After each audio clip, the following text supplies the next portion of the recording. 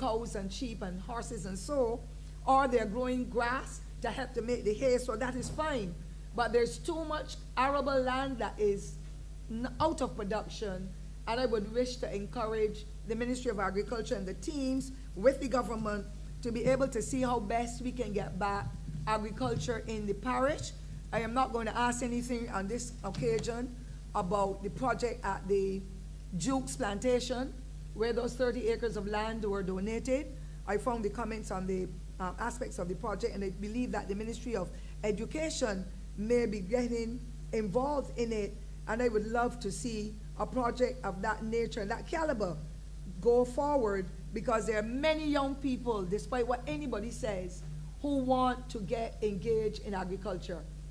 They would have done projects at the SJPI, they would have seen their parents doing it, but because they have no land, they are unable to pursue their dreams. And I believe that if those lands can be, an arrangement could be done with the Ministry of Agriculture or whichever other ministry for that matter, to be able to help persons to have access to the land, we will be able to minimize that heavy food import bill that every year we're hearing about, and some of those products are nowhere near where the ones that we have on the island, but it is easy for people to pick them up in the supermarket or wherever and to have access to them. So I would like to know what is happening in that area. And finally, on that one, on that question too, is there a plan for a food processing plant?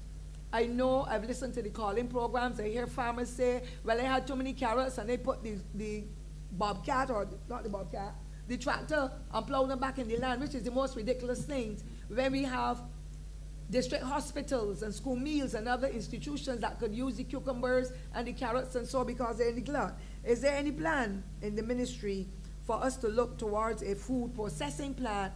Because if we have so much food growing, we really need to know how we can preserve it, how we can can it, how we can package it, and so on, so that persons in Barbados can access, and of course the export component will be put in place. That is my second question, and the third one is a little shorter, but I'll await your guidance on that, sir. Thank you.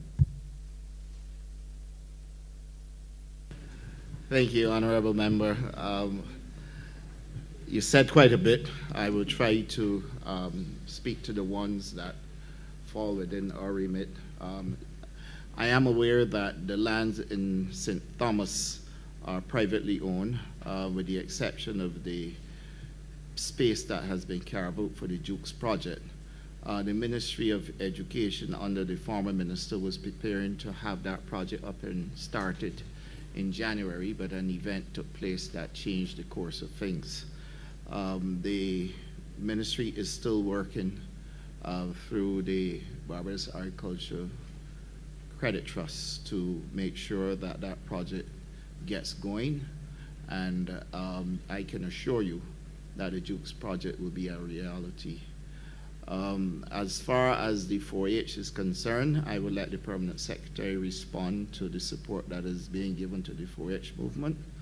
And I want to give you the calm assurance, as a former Prime Minister of Barbados used to say, that we will be looking at synergies to see how we can work with the private landowners in St. Thomas to look at a project similar to Lear's, so that we can bring an agriculture project to St. Thomas. And once I give you that assurance, you can rest assured that it will be done. I just looked to my left and I told the CAO that given the passion with which you spoke about St. Thomas and the agricultural land that is there that is not in production, that we intend to get the ball rolling in trying to come up with a project similar to what we are doing at Lear's.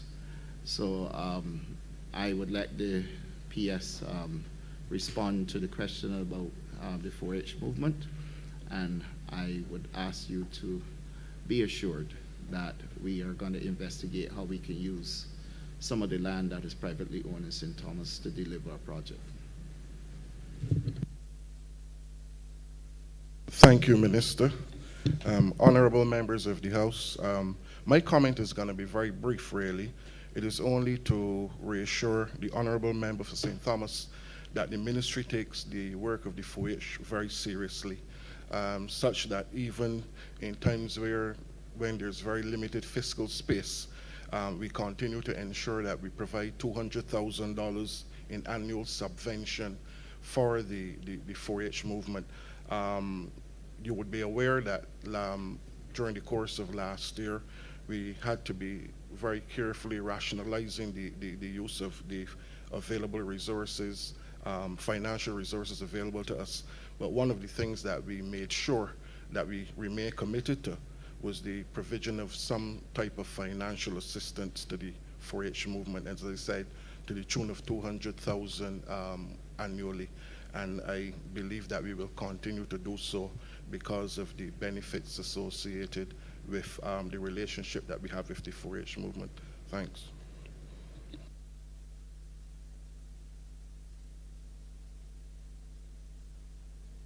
No questions, sir? Can I go ahead, sir? Yes, please. Thank you. All right, this one is going to be touching because it affects almost every person in this island who plan to grow something. And it is to do with praedial larceny.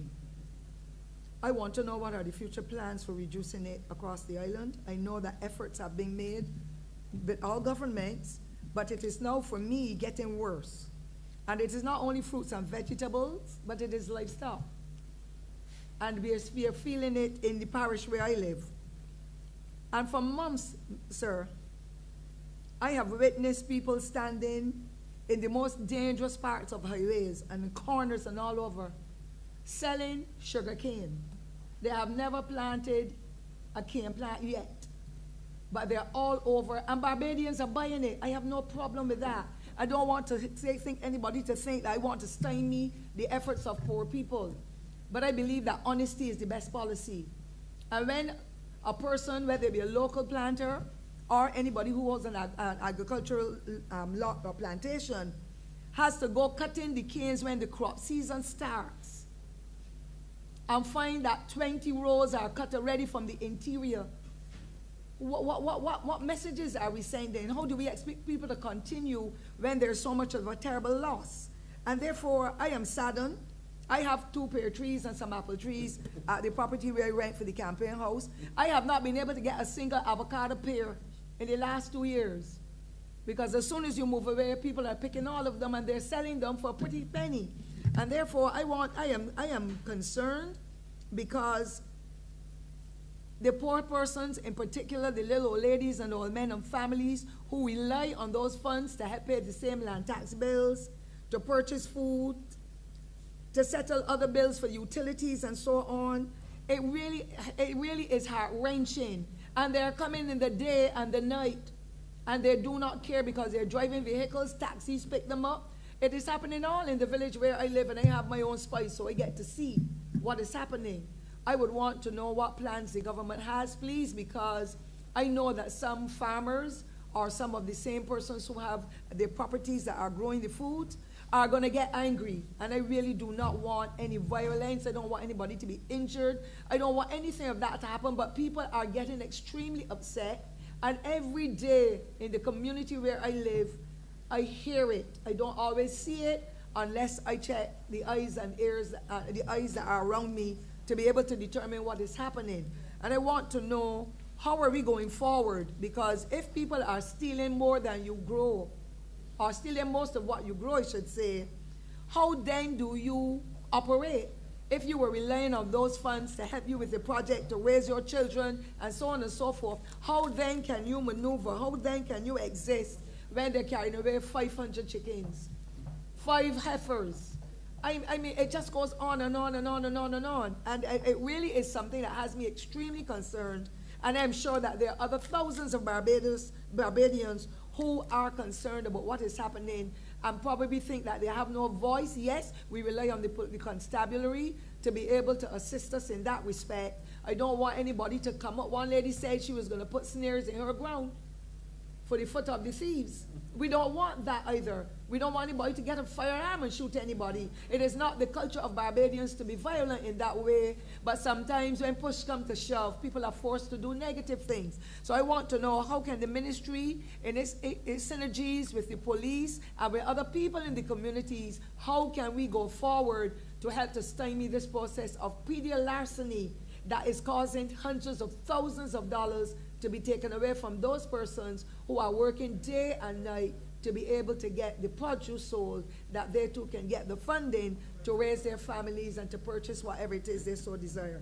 Those are my comments. Thank you so much, sir. Thank you, Honourable Member, and I really and truly am in support of most of what you said in terms of praedial larceny. I can give you the assurance that we are working on the legislation that is going to deal with praedial larceny.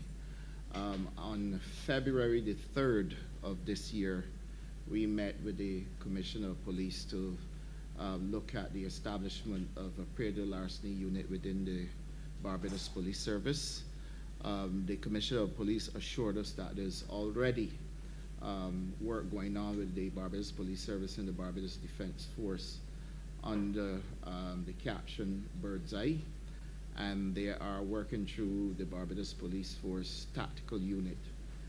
They have started work in January and December as well, and this work will be ongoing.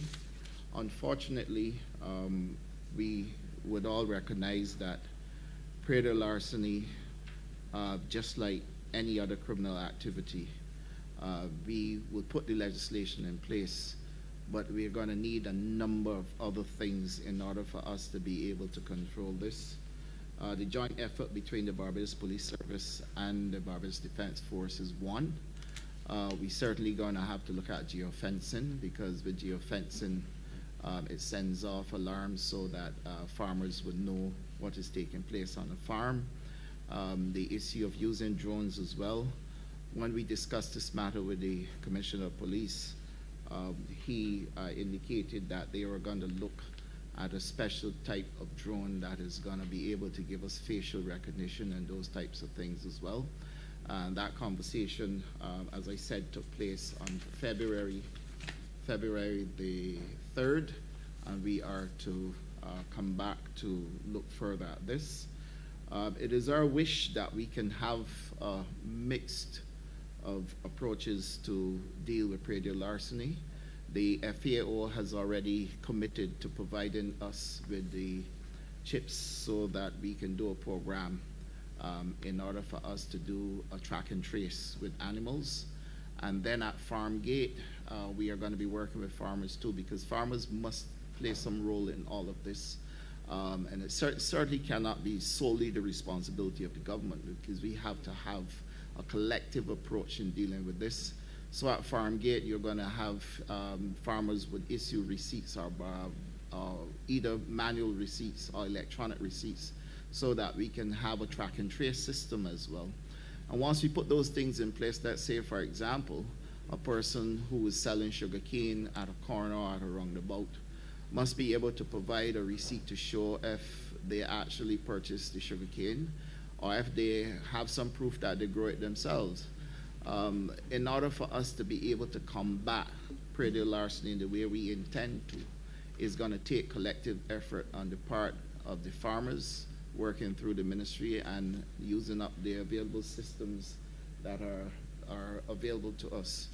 You do know that the vending bill was recently passed, and that vending bill also provides for us to set up vending zones, and certainly a number of control mechanisms will also fall under what is being done with the vending bill. As it currently stands, I do recognize that there is a hue and cry over what is taking place with persons planting crops and not being able to reap them. It saddens me, to tell the honest truth. I am at the point where I feel that, we can do a lot better. I recall someone going on a farm in broad daylight to harvest bananas as if it was their own. Put it in the back of a truck, making it look as though they're actually working on the farm. So we're going to need a number of things to put in place to make sure that we can control this. Similar to how we have to deal with crime, we have legislation in place where people are carried to court to deal with criminal matters, but you have to have some way of triggering or figuring out how to deal with crime in terms of intelligence, getting information to the Barbados Police Service, and also for get the quick response that is needed.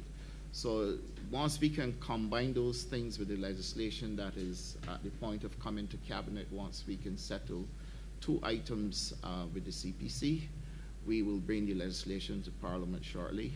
It was my intention, and the team here can confess to this, they can confirm, that I had this targeted to come to cabinet in October. And because of a number of things that came up then, we didn't manage to get it to cabinet in October, but it's certainly going to come to cabinet, and by the end of March, I would wish for us to be able to have it introduced into Parliament.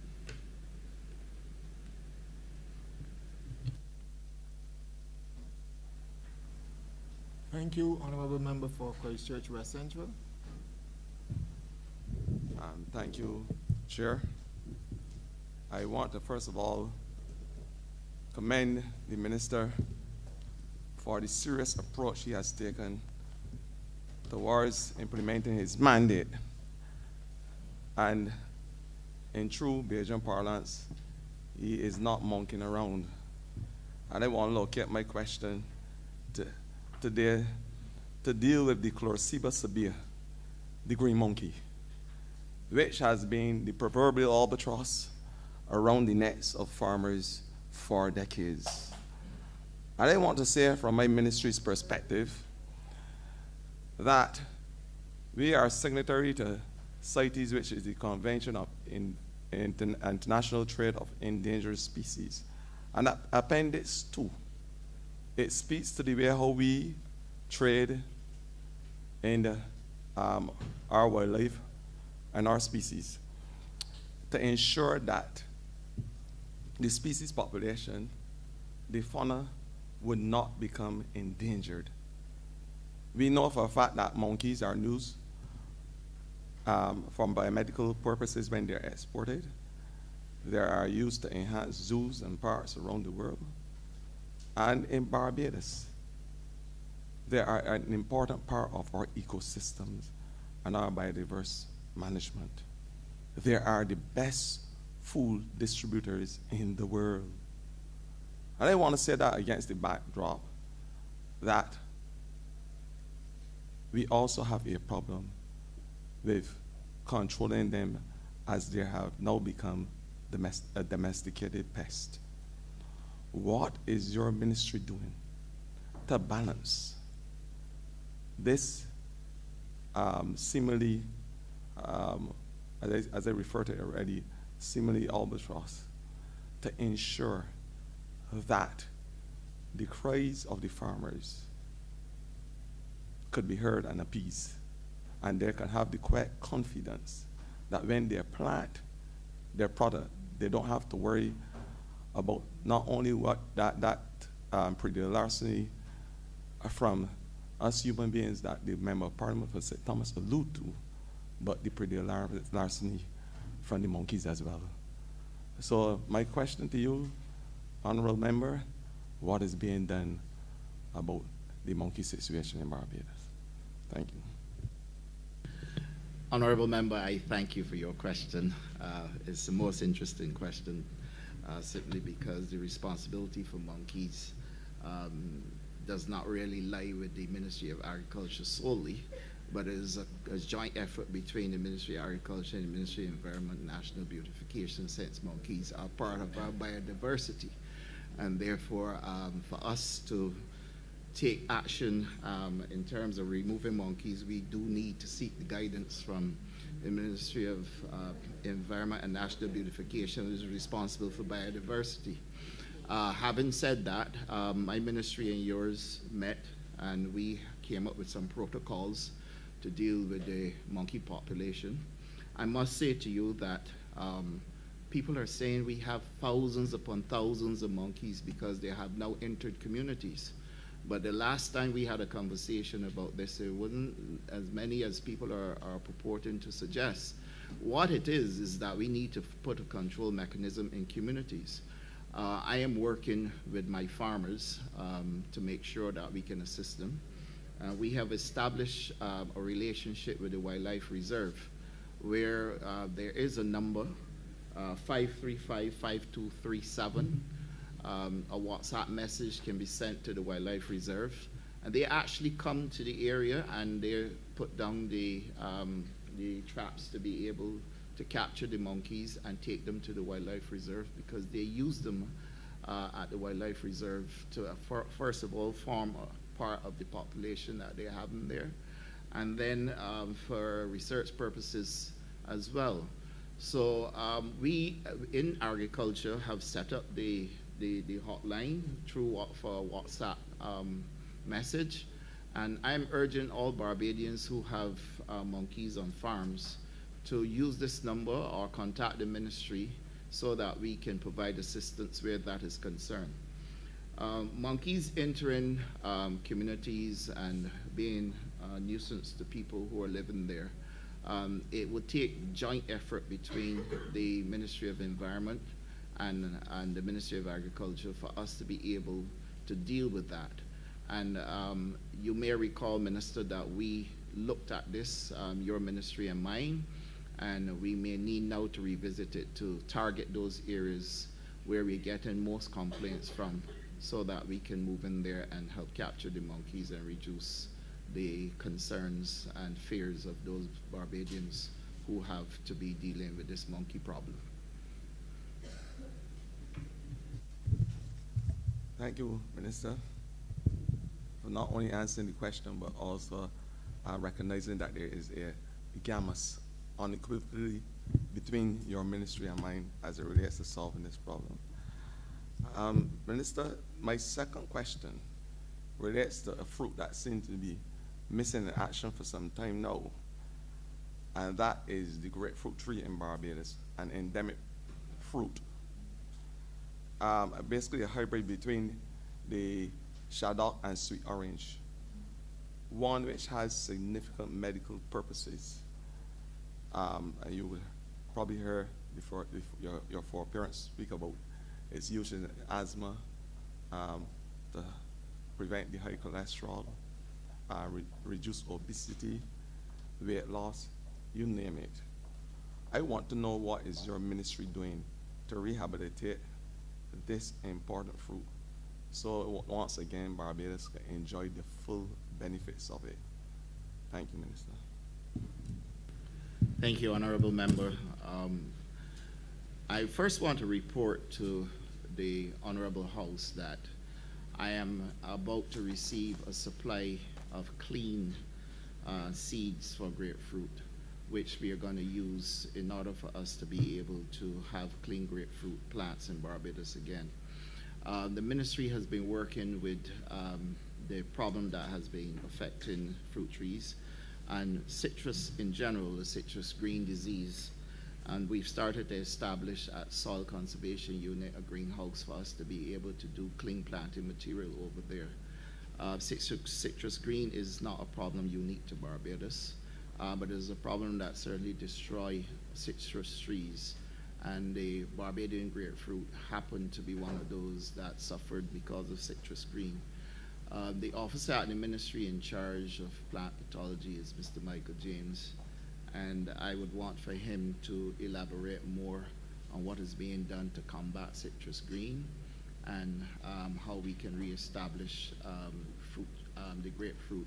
But I can assure you that without a shadow of a doubt, I am receiving a new set of clean seeds for us to be able to reestablish the grapefruit in Barbados. James. And lastly, Minister, my final question. I'm awaiting the response from Mr. Michael James. Oh, sorry, my apologies.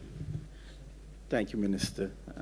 Honourable members, as the Minister alluded to it, citrus greening is a bacterial disease vectored by a small insect called a psyllid, and it is probably the most dangerous disease of all citrus throughout the world.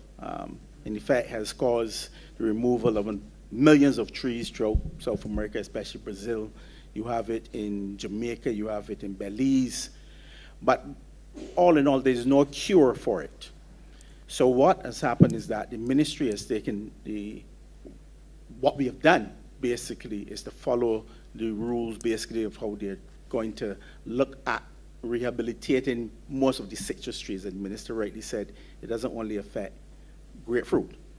So what we came up with is to basically use trees that have grown under greenhouse conditions, protected conditions, and then you use those to have, as the chief was saying, we're going to bud and graft trees in a protected environment. As I said, there is nothing you can do once you have the disease.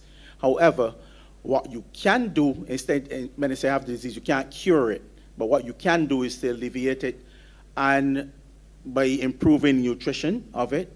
There are a lot of tests going on, as well as a lot of other things going on with respect to biotechnology and how you graft trees. They're using things like spinach, using the spinach gene inside of the trees to make sure that they have resistance to this particular problem. So these are all things that are being used internationally right now, but they're still in the infant stage. So what the minister has done, the minister is talking about bringing in seeds, but these seeds will be planted on the protected environment so that they will not be exposed to the vector. Because once you're exposed to the vector, that is where you're going to get the disease. And once we have that, then you will have a package that we will also be doing so that when we give plants to farmers, they would have that package to follow. Because once you get out in the environs, you more or less likely to get the problem. But as I said, once you have the correct package in terms of the nutrition, there's some use of pesticides. I know that's a bad word for some people, but there's some use of pesticides, and we normally will use what we say are grass, generally regarded as safe chemicals. And there you have an even chance of getting back not only grapefruit, but we also have a reduction in number of limes that we are getting throughout Barbados, as well as lemons. So that is where we are going. And as the minister said, and the chief was saying, down at soil conservation, this is where we are going to be doing a lot of that work. So hopefully, fingers crossed, we will see an improvement not only in the grapefruit, but the other citrus that are growing in Barbados. Thank you.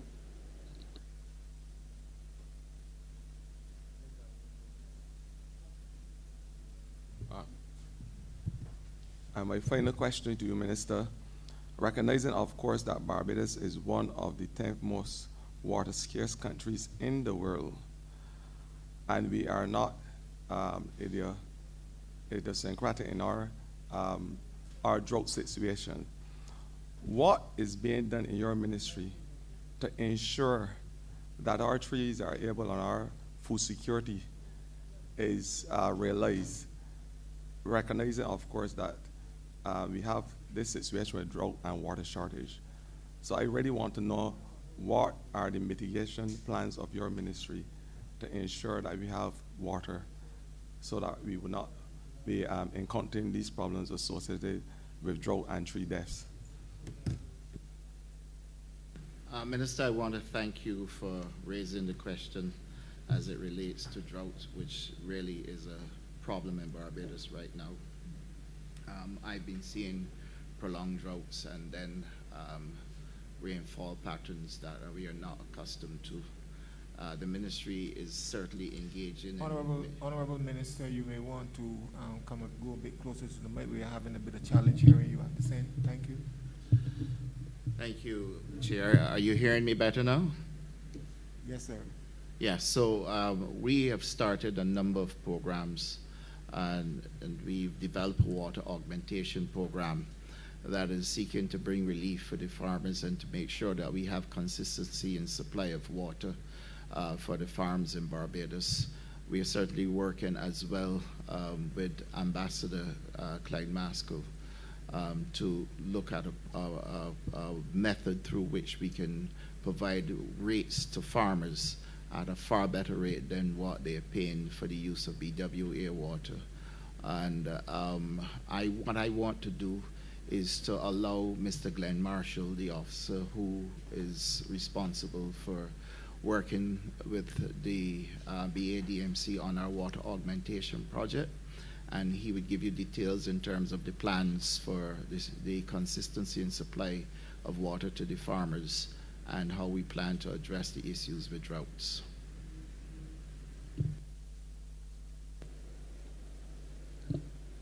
Good afternoon, honorable members. The Ministry of Agriculture, we've been tackling the, I don't want to say shortage, Sir, but we have... Sir, before you move on, it is important that you introduce yourself for the records of the House. Thank you. I'm Glenn Marshall. I'm Senior Agricultural Officer. Yes, we've been looking at how we can improve the water supply to the agricultural sector. And this we've been tackling on a number of different fronts. Already going on, and we're looking to expand that, would be the existing infrastructure we have with the BADMC. They have already been providing water to some 500 farmers. There are about 12 irrigation districts across the country. And that's been in existence for a long time now, so maintenance is key there to keep that functioning, to deliver that dedicated water to the farmers. In addition to that, we have been looking at some other areas, some other initiatives, and at this stage we are actually actively working on reservoirs, because yes, you can pump the water from the ground, and we have to use that together with the Barbados Water Authority, who will be providing potable water. So we're looking for other areas where we can capture the water, runoff water, storm water flow, if you wish. And we are actively looking at, right now, about 10 reservoirs, again, across the country. There are different stages. For example, at Haggett's in St. Andrew and at Brown's Pond in St. Philip, we have already started, and by the end of March, those reservoirs should be ready and able to accept runoff water, stream flow, etc., this rainy season coming. Beyond that, we also have plans at Lears. This would be a combination of private operators and the BADMC. And we're looking at a reservoir there, about 20 million gallons, to provide water to about 75 acres for crop production. Beyond that, we also have reservoirs we're looking at. We have quotations for, and in the process of preparing cabinet papers for, 3 houses. The factory yard, there are 3 houses in St. Philip, Crab Hill, and St. Lucie. The one in St. Lucie will be one of the biggest at about, we estimate about 70 million gallons right now. And then we have reservoirs in other phases where we are investigating to be more certain that when we build a reservoir at $10 million, $15 million, that at least on average, you get that reservoir with sufficient water in it throughout the rainy season every year. So we're doing some studies of those areas, Chance Hall, Spring Hall in St. Lucie, Wakefield. We just got the okay to go ahead with a study at Walker's in St. Andrew, and we're also looking at Bath in St. Philip. So there are a number of areas where we are looking, Bath in St. John, forgive me. So we're looking at those in terms of reservoirs for stormwater drainage, any flow from, for example, the Three Houses stream in St. Philip. We're looking at that for increased storage capacity. And beyond that, we've been in discussion with the Barbados Water Authority with the use of effluent from the treatment plants. They're looking to rehabilitate these plants, the South Coast sewage system, the Bridgetown sewage system, And in rehabilitating or even expanding the one, for example, in Bridgetown, what do you do with the water that is now treated to international standards for discharge to the ocean? We have been in discussion with them to bring that water, treat it to a higher level, acceptable to agriculture, acceptable to the Ministry of Health. There's a standing committee, if you wish, a standing committee that's been looking at this water quality standards for that water that we're looking to bring back from the treatment plants to agriculture in Parsons, St. Philip, Christchurch, St. George, and maybe beyond that. But they are the stages now, reservoirs, significantly large reservoirs, and also using treated effluent, which will be significant for the agriculture sector. Thank you.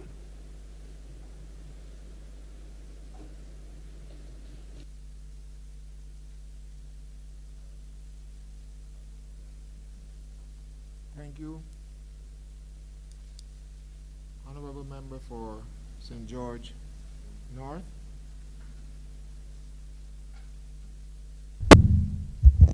Thank you, Chair. Much of what I had hoped to ask has been asked and answered earlier when we had the intervention by the Honourable member for St. Thomas. But the question that I have further relates to the allotment program at Lears. We've been hearing much reference to this program.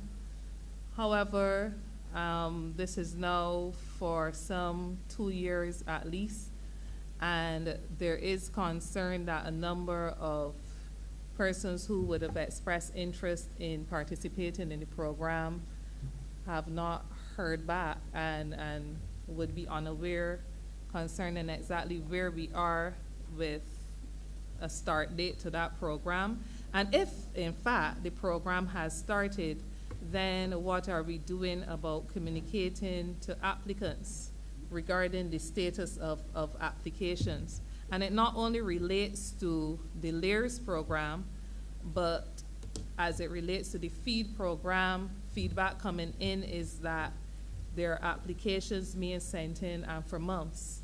Individuals can't hear back concerning their expressed interest in participating. I'm also heartened to hear that just a few days ago, the feed program has rolled out in the constituency I reside in and not the constituency I represent. And I hope that that means good news for the people of St. George North, that it is coming closer to them, hearing that it has rolled out in St. John. But I want to ask, well, I want to ask the question I had planned since it has been raised, but I would want to rest there on feed, and then the only other aspect that I would want the minister to comment on is the whole issue of coverage. When we go around to a number of the fields, agricultural lands under the BAMC and so on, we have the issue of coverage presenting itself. Wearing another hat, I know that there are allowances associated with managing coverage, and I want to have that question addressed here, and perhaps is one that must be considered and answered in tandem with the Ministry of Environment. What are we doing to eradicate the issue of coverage in government-owned lands or on government-owned lands that is causing a lot of distress, not only to workers on those lands, but to individuals living in the environs? Those will be my questions. Thank you, Honourable Member. First of all, let me deal with the LAIRS project. We are about to launch the LAIRS project. The company that is doing the reservoir has been having some challenges in getting the work permits for the persons who are coming in to do the lining. And we have the assurance, like Mr. Marshall just said, that by the end of March, we should have the reservoir there lined. When I last spoke to the CEO acting at BADMC, he assured me that there's land that is available where we can do a soft launch, and we are putting that together. The layers... Minister, we're still having some difficulty hearing you. Could you speak a bit louder? Don't know why you're not hearing me. The layers project was approved in cabinet last year. We went through all of the planning stages, all of the arrangements were put in place. We had to do a hefty bit of negotiating before we can get it to where the cabinet would accept to agree on what was being presented. And now we are ready to roll out. There are elements to layers that we had to get right. First of all, you don't want to put farmers at layers and then they don't have water. And given the prolonged droughts that we are having, that area cannot be treated as an area for rain-fed agriculture, so we had to get it right. There's some land that is available, and as I said, we are going to do a soft launch at layers, which would engage the MPs in the St. Michael area, St. George, and indeed the representative for the area. And once we've done the launch, then we will start to see allocations going for all the others as we start the sugarcane harvest, because some of the land has sugarcane, and we need to start the sugarcane harvest in order for us to be able to make the lands available to the participants who will be at layers. I'm going to address the Cowitch issue, and I'm going to ask Mr. Apley to speak to it as well, because there are a number of things that we have discussed and put in place to mitigate against Cowitch on farms. So I want to have a very frank conversation about it. But before I do so, I'm going to ask Mr. Innes to further update you on where we are with layers, and then I'll come back to speak to the Cowitch. Hi, good evening, Honourable Member. In regards to layers, the lining of that pond is due to happen immediately on conclusion of the lining of the river catchment at Brown's Pond. The timing that we have been provided by the private contractor is, as I think it was indicated, the end of March for the conclusion of most of that work. There would be some other infrastructure works that the private contractor would be engaging in relation to the irrigation. However, the Minister mentioned that once we are able to move forward on the available space, we would be seeking to have some of the initial applicants placed on those lands in a form of a soft launch and facilitating them onto the lands in the very near term. The actual progression of work will likely continue through June with the laying of irrigation pipe and the completion of a treatment plant that is also being scheduled and built at that location. That we are assured is en route. So once it is in place and on island, they will be working to complete these works in time for the first rains we would expect in the rainy season. Thank you. As it relates to the Cowitch, when I first became minister, I met with the private farmers and I met with the BAMC. And we looked at the challenges that are confronting the sugar industry, particularly because I wanted to make sure that we bring the solutions to what was happening to the sugar industry. I discovered that the private farmers weren't being paid on time, and there was a substantial amount of money that was due to them. Because of that, they weren't able to engage in good husbandry. So you find that a lot of the farms, yes, they were growing sugarcane, but the maintenance programs were not in place, and so therefore a lot of the farms had Cowitch. My view on it was that this was not the way to do farming. It certainly was not good for us to have coverage in cane fields that were going to be harvested where people were driving through with harvesters.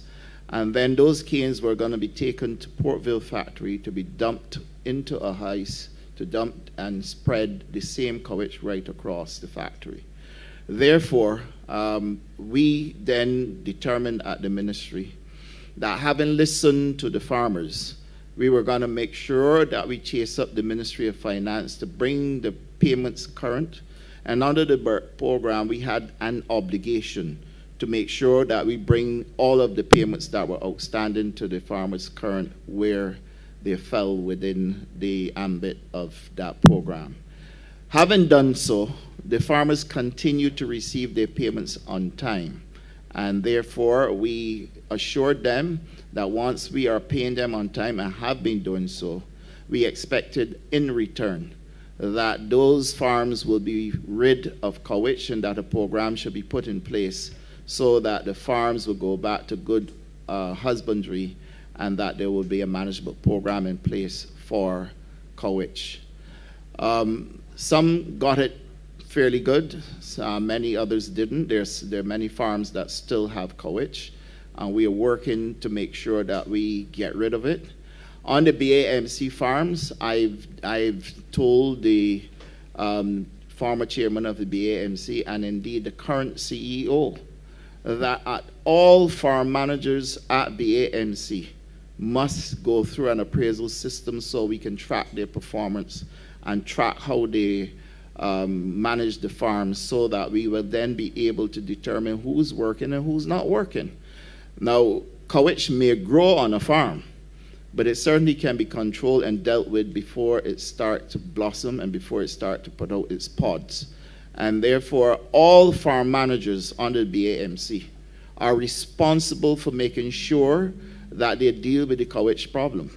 Many of them may want to say that they don't have the equipment. The BAMC just received equipment. Yes, the equipment was slow in getting here, but they are receiving equipment.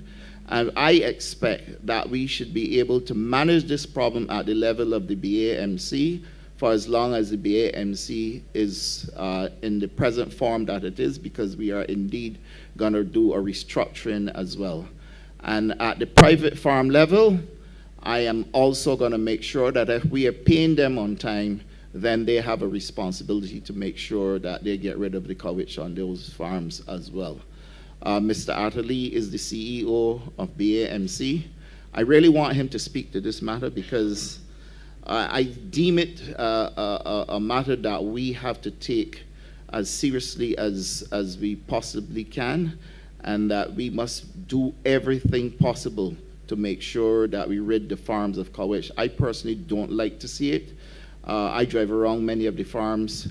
I grew up in Cliffden, which is near Church Village, but closer to Guinea Plantation. And I would have spent a lot of my time traversing Guinea Plantation for various reasons. And I drove through that area by myself because I didn't want anybody to lead me anywhere they feel they can lead me so that I would not see what I wanted to see. And when I drove through there, the area had more coverage than one can tolerate. And I drew it to the attention of the CEO and was given the assurance that the manager of the farm will deal with it. Now, I personally believe that as minister, when I go around and I see these things happening and have to draw them to the attention of management, that it would mean that if I didn't go, it probably wouldn't get dealt with. But I want to assure you and all honorable members that we are dealing with the coverage problem. We are putting systems in place to hold managers accountable, but we also equally have to be fair and provide them with the equipment to be able to deal with it.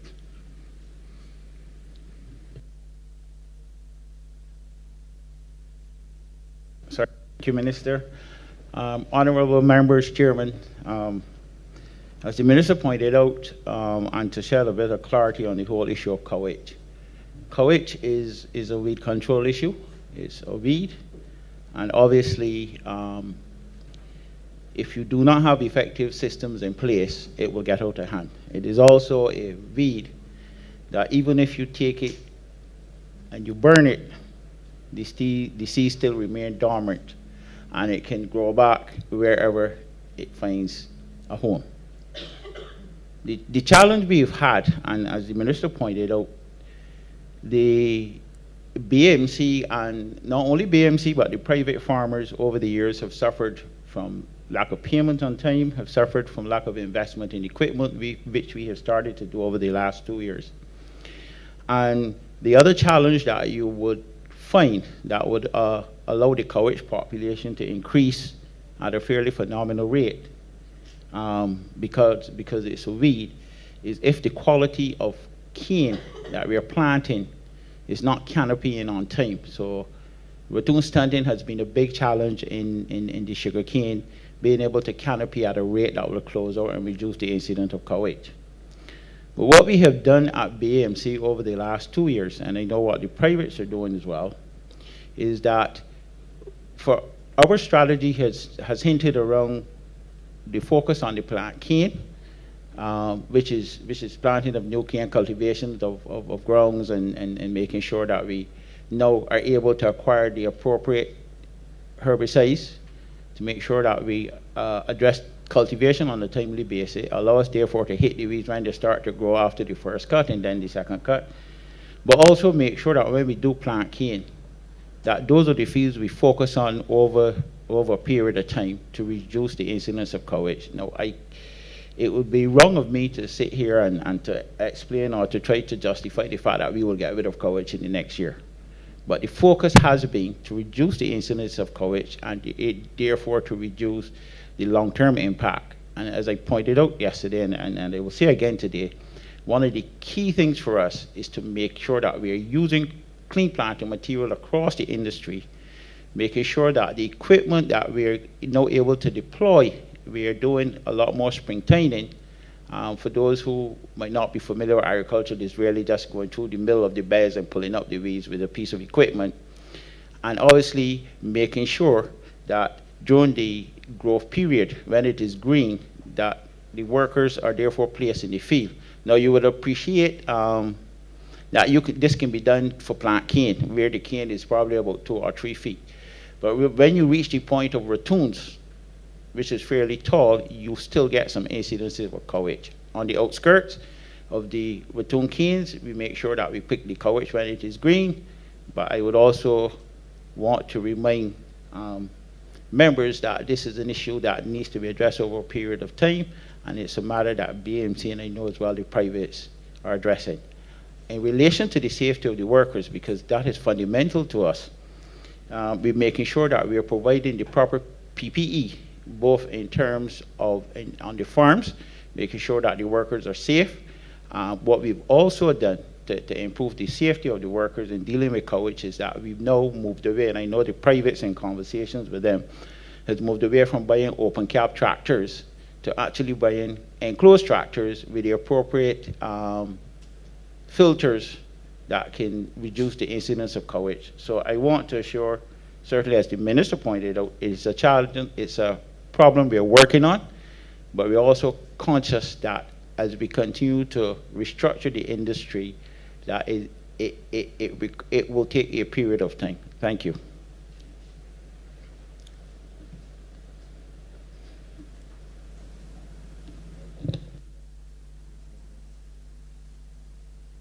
Thank you, Honourable Member for the City of Bridgetown.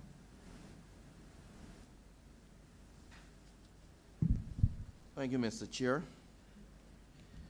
As I enter my questions again today to the Honourable Member for St. Philip South, Minister of Agriculture, Food and Nutritional Security. Yesterday I was querying the initiatives to assist with urban farming, and was given a satisfactory answer in relation to the LAIRS project. I wanted to come with a follow-up, and I will do so this evening. As I was reflecting and was approached by a number of constituents again on the issue is not just to have land available elsewhere. I am appreciative of that, just like that they are. But their concerns go beyond that. They're looking at, in the event of a natural or man-made disaster, that they are able to still feed themselves, particularly in the short to medium term, by having initiatives or having programs where they can engage in a meaningful way in vertical gardening, rooftop farming, backyard urban gardening, and those types of initiatives. I remember as I made my way across the city, observing and admiring some projects in London-born Towers where some residents were able to construct some very, very creative ways of using minimal space for maximum farming.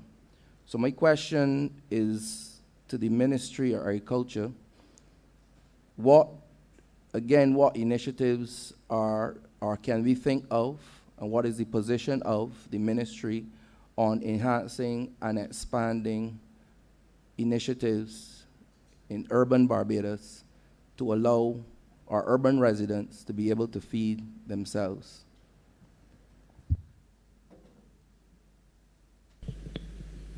Thank you, Honourable Member. I think what I would want to do is to invite you to go with me to St. Michael Northwest so that I can bear what we've been doing to assist the residents of the St. Michael area in terms of how we have dealt with it under Project CARE. The ministry, through the BADMC, is willing to come to any area in the city of Bridgetown where there's an opportunity for us to look at how we can do the community gardening, or indeed look at any other creative solution using technology. We are getting to the point where, through a recommendation that I gave, where we should look also at deploying some freight farms in places like the city. London-born is one of the areas. And I'm prepared to come to the area and look at how we can set up a facility if you so desire. But what we are doing is helping through Project CARE to give the implements, the seedlings, and to prepare land if land needs to be prepared, and to get those community projects going under Project CARE. And Project CARE Community Agriculture Response and Empowerment is where we are going with this. I visited on 2 occasions the St. Michael Northwest area, and I've asked the BADMC to make sure that the extension officers visit there as well, and we are going to follow up to make sure that they are getting the support that they have asked for, provide them with the implements as well, and to provide them with the technical support also to make sure that there's success, because it is wanting to provide irrigation systems, provide seedlings, etc. But if the persons who are doing the farming don't get the technical support, you may not get the success out of the effort as well. The community gardening or kitchen garden projects that we are doing, I want to replicate them all over Barbados. That is the reason why we have the one in St. John as well at Wakefield. And to all honourable members right across Barbados, I am looking to make sure that we can get Barbadians back into kitchen gardens, because you rightfully pointed out, we don't know what might happen. There are several things going on right now, including challenges with logistics and supply chain, and therefore getting kitchen gardens and community gardening going is the initiative that we have used to be able to get food to those Barbadians who are willing to plant up the kitchen gardens and plant up the community farms. Thank you, Honourable Minister. I want to thank you for that, and thank you for letting me know that Project CARE will be coming to the city in a few weeks. I would have a word with the Honourable Member for St. Michael Northwest, because he's holding out on me, but we'll talk in another place. The second question, Minister, is in relation to the indiscriminate use of chemicals such as Roundup, Gramoxone, and so on. And I have a number of persons, myself included, because I'm not asking for a frame, but myself included, in relation to some of these chemicals that are now banned in a number of jurisdictions.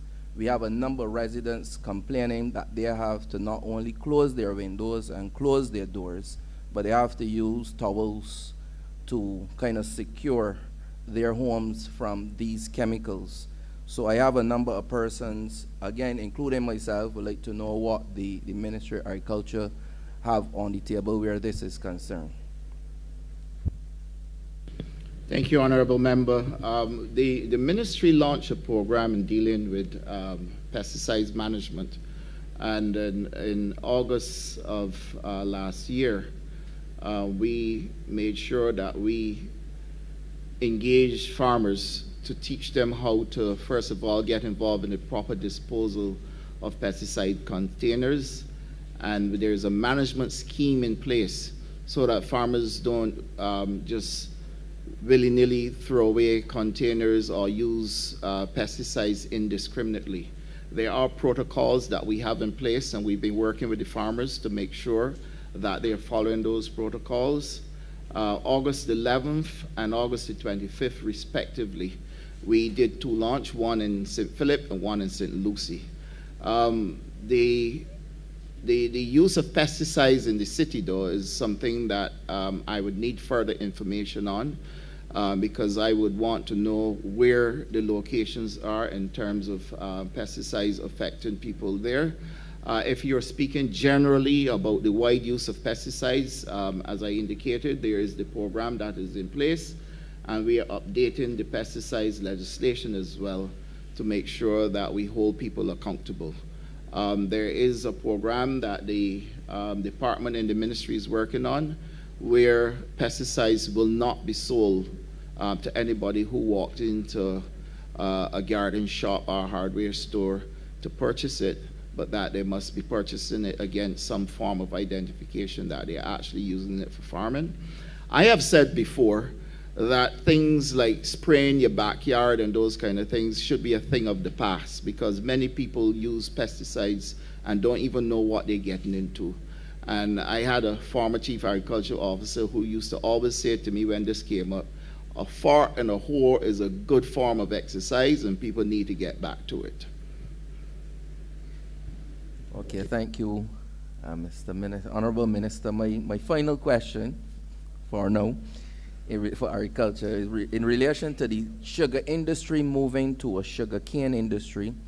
We heard about taking the industry from just one product of sugar and looking at things like the biogas, molasses, energy, all the various things. I know we recently had a project, the colloquial name, Mamossi, better known as River Tambring. We were planting, because of the calorific value and the nitrogen in this particular plant, to be able to get some energy. We had a lot of talk around that and so on, but I haven't heard anything about it recently, and I would like to get some more information on where the Ministry of Agriculture is going in relation from the sugar industry to the sugar cane industry.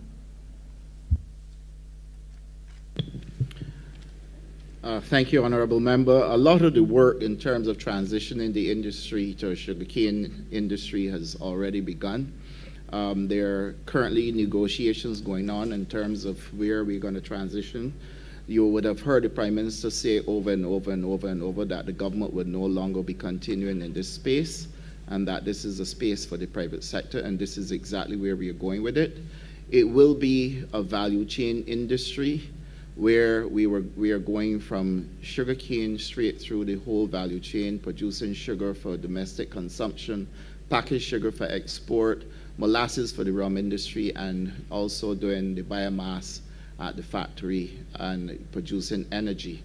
So currently we are at the stage where the private farmers and the BAMC are finalizing the arrangements to do the transitioning.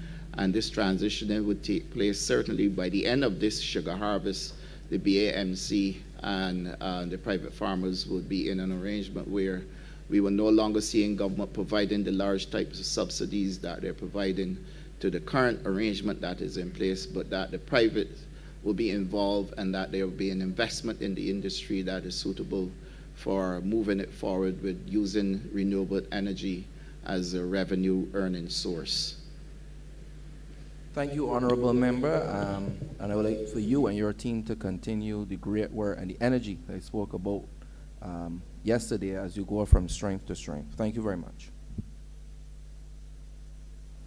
Thank you, Honourable Member for St. Philip West.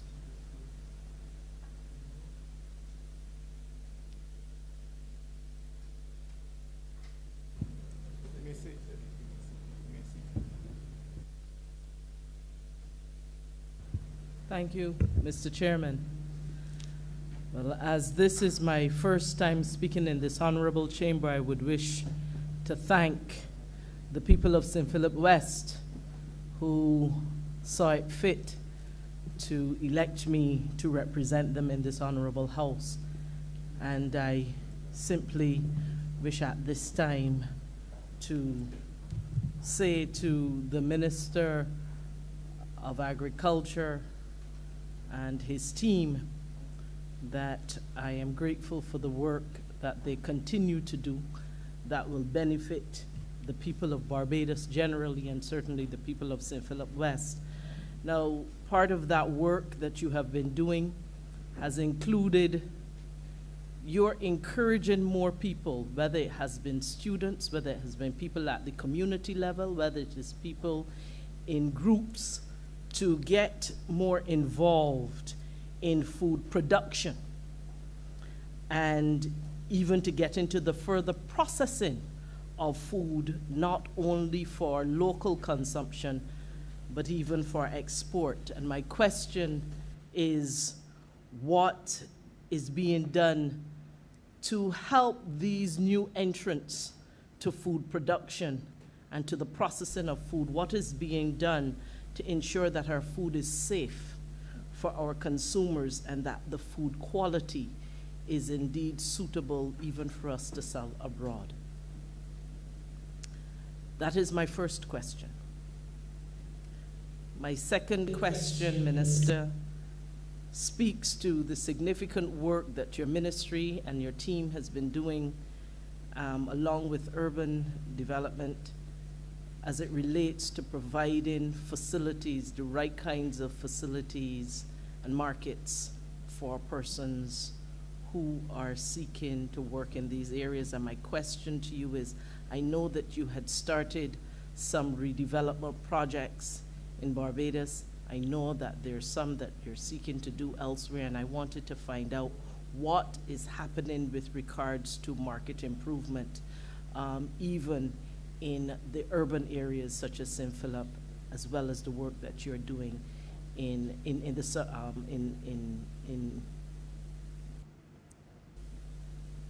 the other parts of Barbados at this time. Thank you, Honourable Member. Your question, first of all, on food quality and food safety is one that I will defer to Dr. Beverly Wood, who is currently working with the stakeholders across Barbados. We just met recently with the Barbados Chamber of Commerce. We are to also meet with the Ministry of Health and Wellness so that we can bring the food safety legislation to Cabinet and then to Parliament. The CPC has already done a lot of the work on it. Most of the protocols that are involved, as I explained yesterday and Dr. Wood explained, we are currently using. So in terms of the fish markets and all the rest of it, most of the protocols are already employed. It is for us to anchor the legislation and establish the single unit that is required for us to be able to have a full management system with the manuals and all the rest of it that will speak to the standards that are required.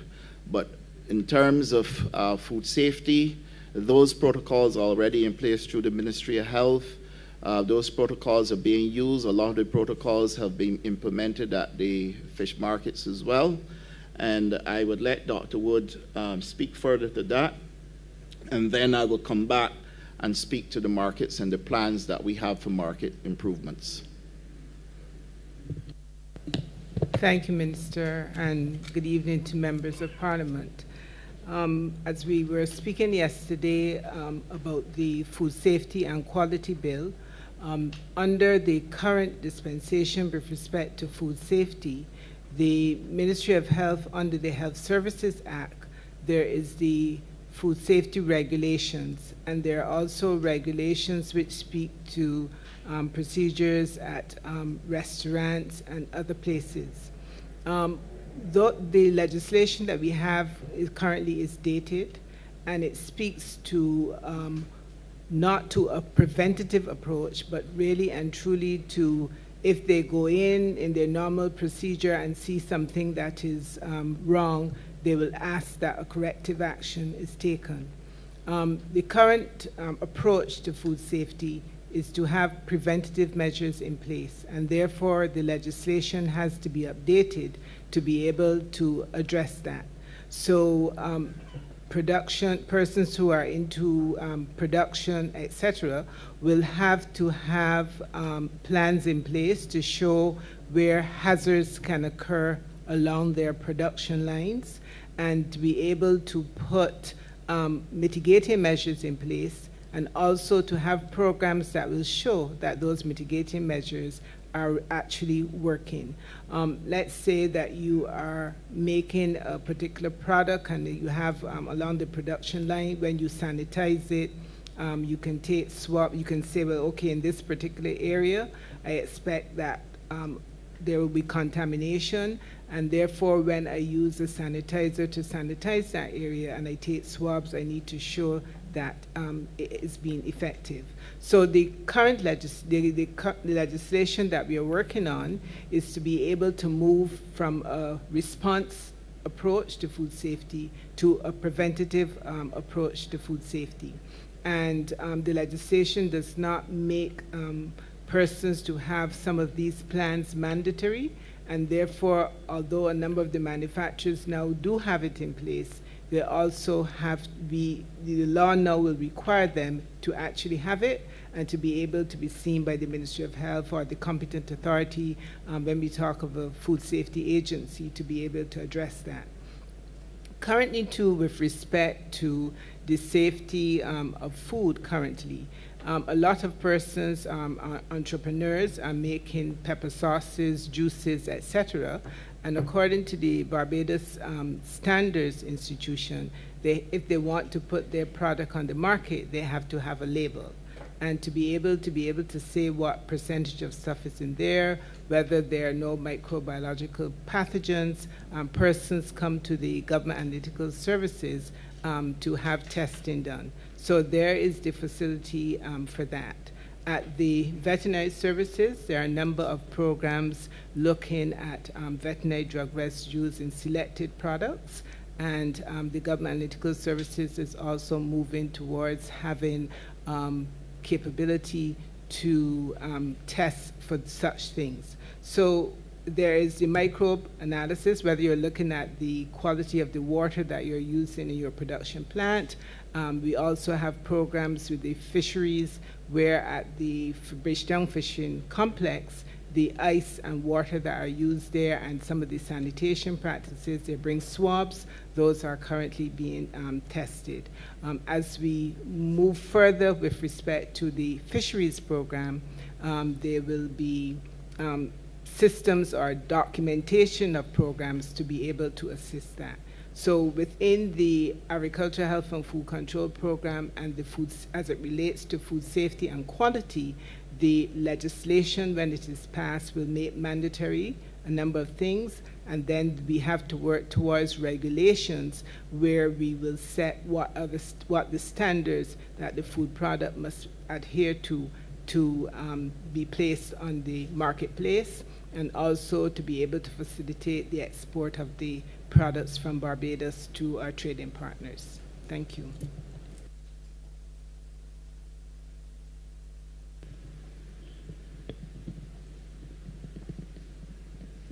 Thank you, Dr. Wood.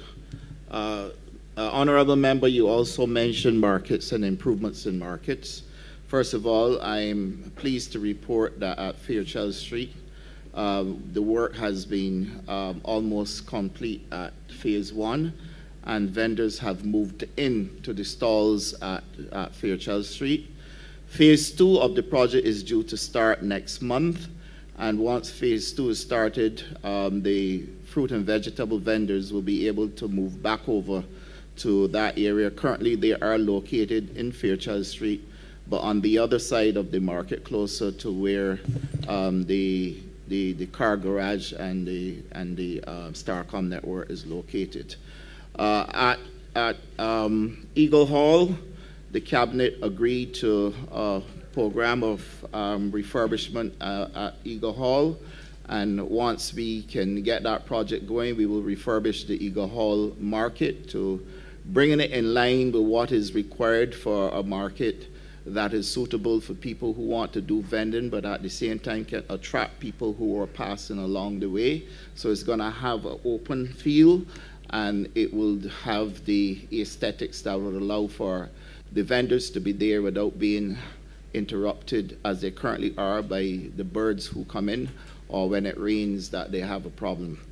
At Spikestown, in this and the coming year's estimates in this appropriation bill, we've been able to secure funding in this appropriation to be able to refurbish the stalls at Spikestown, bring in a live Spikestown, and making sure that the vendors over there have proper facilities as well.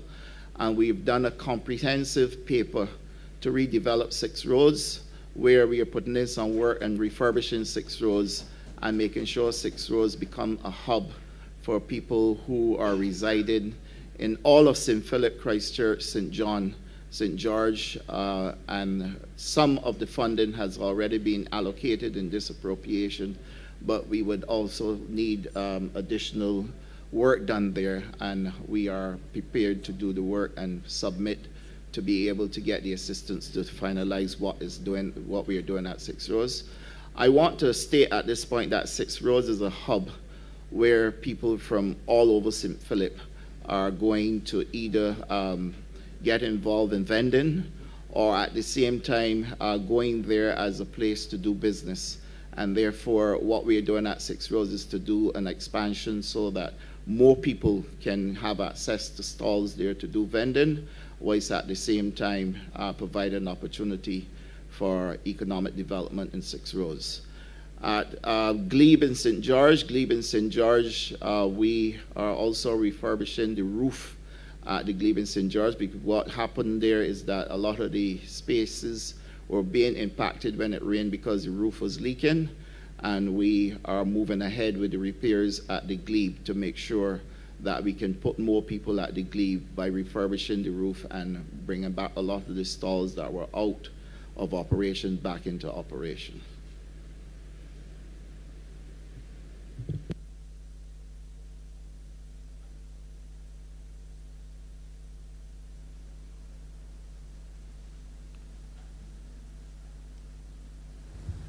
Well, thank you very much, Minister. I'm very pleased to hear what is happening at 6 Roads especially, and also what is happening around the rest of Barbados.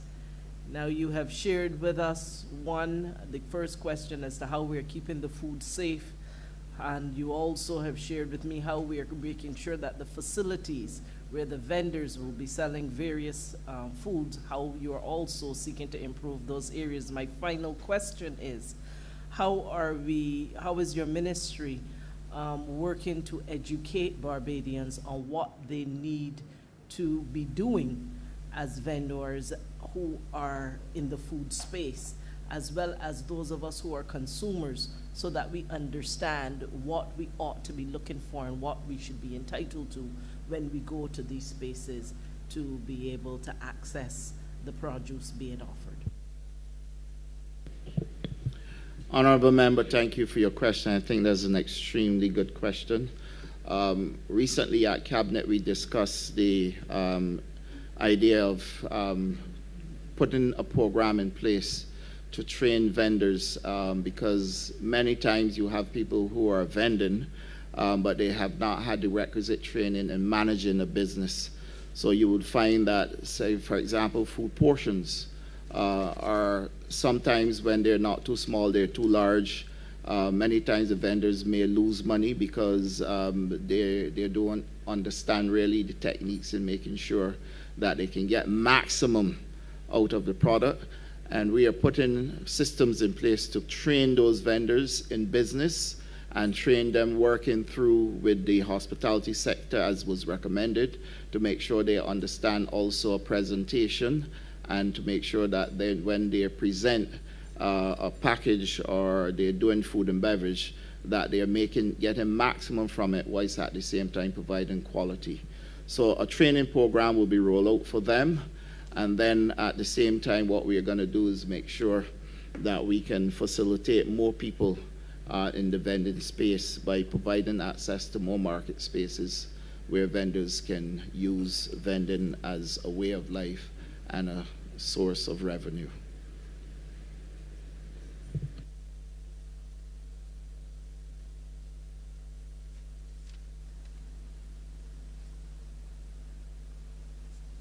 Thank you, Honourable Member for St. James South.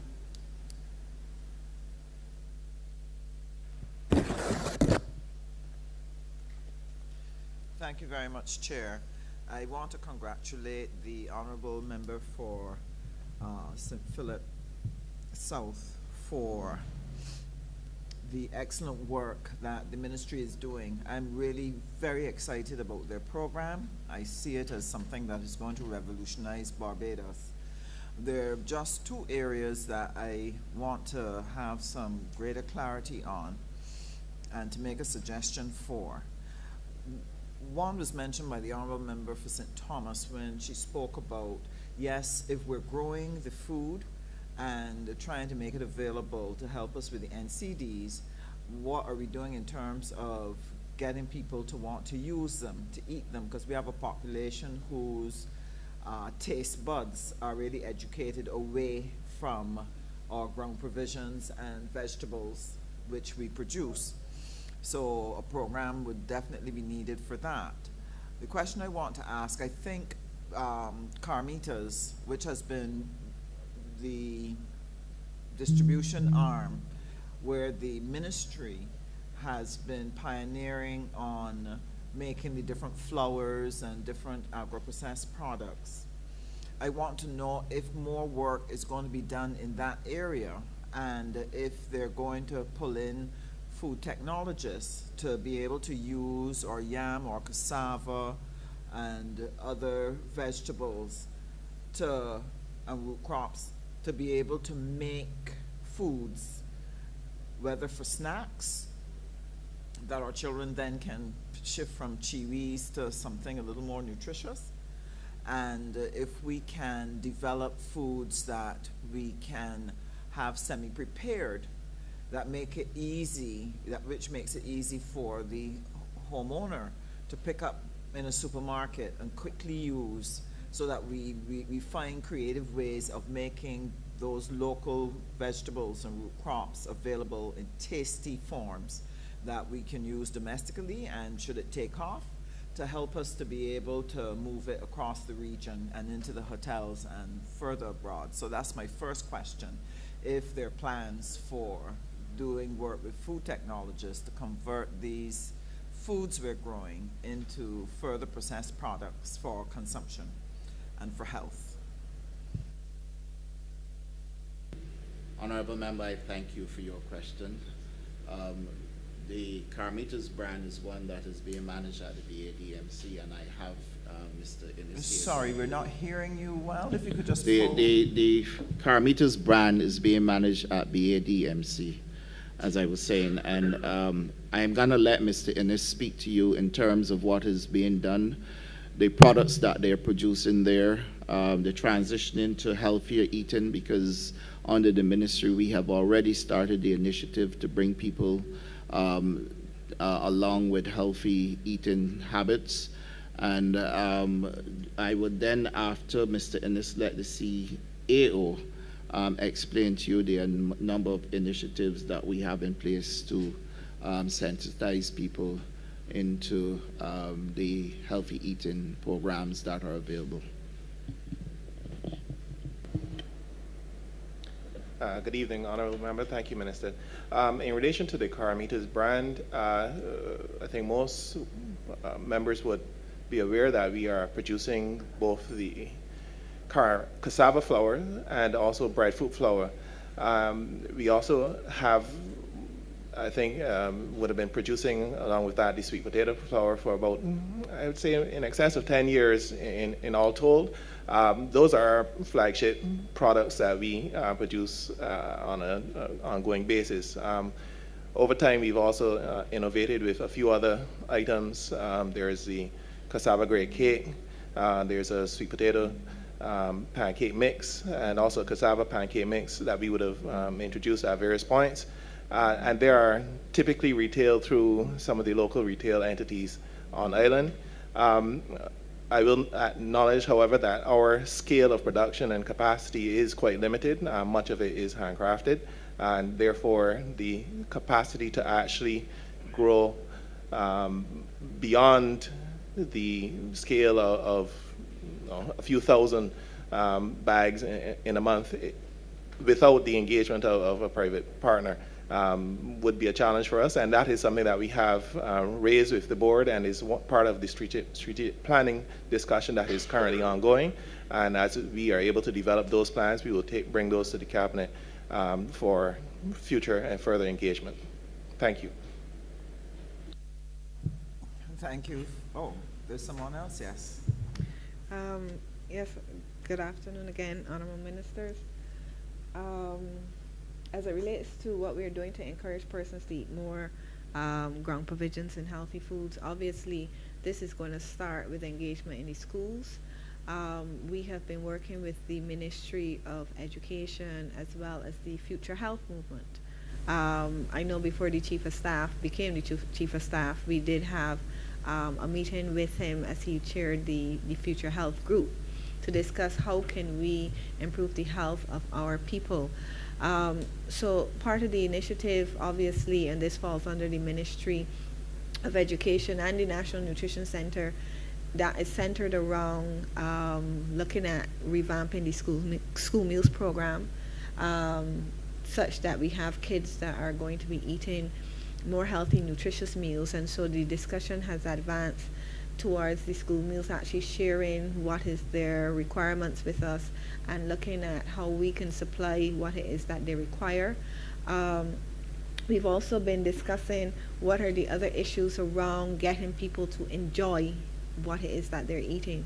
So we are seeing a shift in consumer trends, how they perceive food, as you rightly said. They want more pre-processed products or more variety and options in the foods that they're eating. And so this is where the innovation comes in, and particularly for value-added production, how can we innovate and create the types of foods that people are interested in?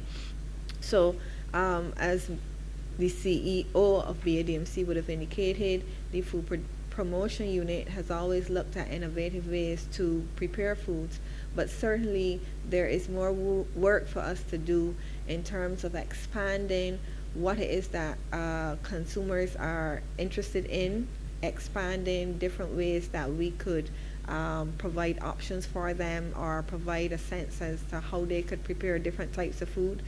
In that regard, we have to continue to work closely with the Ministry of Health as well as the Ministry of Education in rolling this out and getting that desire and consumption for local foods to increase and to expand. And tied to that would also be the marketing. In previous years, we had the Buy Local campaign, and again, pushing the whole consumption of the locavore movement, as it was called, and local foods. That has been also a key part of getting people to eat the things that are grown within the community, and it is to do more work in that area and to work with the other stakeholders who are already engaged in that area to encourage this. Thank you. Thank you very much. I would just have one suggestion to add to your list, to look at baby food, preparation of baby foods using those same products for health reasons and develop the taste from even earlier than primary. The last question has to do with Sea Island cotton. Again, another excellent product produced in Barbados. And I've been really looking forward to our developing a fashion industry, being able to use our Sea Island cotton. What are the plans around that? You may not have any for this year, but do you have them in the following 2 years to help us be able to take this unique fabric to the rest of the world? Thank you. Thank you, Honourable Member. Actually, we are doing work with the Caribbean Sea Island cotton.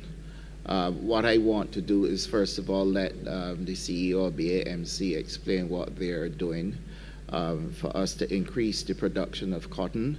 And then I know at the ministry as well, we are doing production there. We are doing cotton at the Graham Hall site. And I would let the officer in charge at the ministry also speak to that. Good afternoon, Chair, members of Parliament. My name is Orlando Adderley. I'm the CEO. In relation to cotton, I just want to note that BMC is the only commercial cotton grower in Barbados. And over the years, over the last 2 years, we've been working with the Ministry of Agriculture in terms of the cotton crop, both in terms of technical advice, in terms of support with equipment.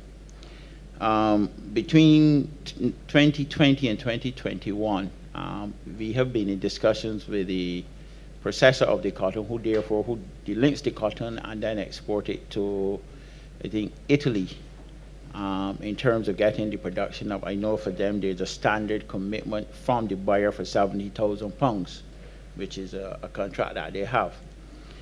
One of the challenges we've encountered over the last 2 years, as we have sought to increase the cotton acreage, we did 300 acres in 2020, and then we did another 300 acres in 19, and then in 2020. The challenge we've had is because of the level of outbreak, or the level of pests you tend to get with cotton. You need to have the equipment to manage the cotton, particularly when there are pest outbreaks. So what we have done this year, and I believe we're going to have a better crop, is that we have pulled back from the 300 acres, from the volume. We have made the investment in the equipment along with the ministry. We have focused on establishment of 100 acres with the aim to increase the yields. Because once we increase the yields, we understand the challenges that we face in terms of equipment, in terms of the pests that we face, in terms of pest management, then we can go back to increasing the acreage. Because the challenge for us is that at a commercial level, we have achieved pounds per acre of 200, whereas the ministry, who does it more on a research basis, have been able to achieve 500 pounds. So the aim for us this year is to get the poundage up in terms of the pounds per acre, and then accelerate the acreage in the next crop. We see the value in it. We are currently doing a paper in-house on the value chain for cotton, because we know the value that it has. Anybody who would ever go on a website and Google Sea Island cotton will see the price for which the finished product is sold in the European market. So we see the value. The challenge has been making sure that we can invest in the level of equipment that is necessary to support a robust cotton crop. Thank you. Thank you very much. I hope that you'll be able to get those resources. My last comment is, let me thank you for the launching of the CARE program. It is going to be extremely attractive for urban gardening in Barbados. In St. James South, I have a number of communities who have started, although it's urban, have started community gardens, and they're eagerly awaiting your arrival to help us make these a success. They've been working very hard, communities such as Husbands Heights, communities such as Prior Park and Haynesville, and we are looking forward to your presence there with that CARE program. So I thank you very, very much. Thank you, Honourable Member, and I can give you the assurance that we will make sure we make our presence felt wherever you would want us to be to give the assistance to the communities that are reaching out for some assistance. Thank you, Honourable Member for St. James Central.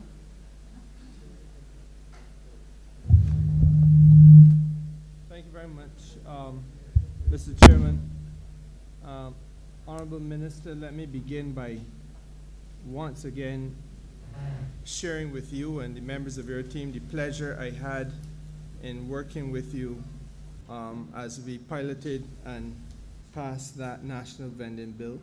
And I want to take the opportunity here today to congratulate you and the members of your team on the continued good work that you are doing. It has actually been a pleasure to listen to this presentation. I wanted to take your minds back, if I could, to the vending bill. The vendors in that bill are contemplated to face, in certain circumstances, the possibility of having to relocate from time to time. Certain circumstances might arise.